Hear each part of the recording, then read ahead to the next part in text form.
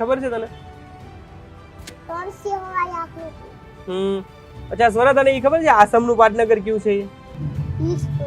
અચ્છા કર્ણાટકનું? બેંગ્લોર. અચ્છા એ પણ ખબર છે. તો આપણે ઉત્તરાંચલનું પાટનગર ખબર છે તને?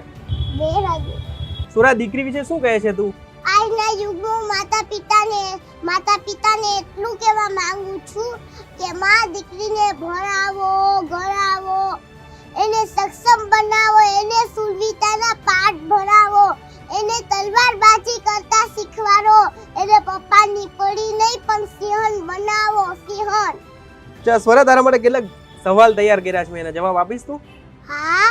અચ્છા, તો આપણે ક્યાં ખંડમાં રહીએ છીએ ખ્યાલ છે તને? આપણે ક્યાં ખંડમાં રહીએ છીએ અત્યારે? એશિયા. અચ્છા, તો આપણા બંધારણના ઘડવૈયા કોણ છે? ડોક્ટર બાબા સાહેબ આંબેડકર. અચ્છા, બંધારણ ઘડવામાં કેટલો સમય લાગ્યો છે ખ્યાલ છે તને? 2 વર્ષ 11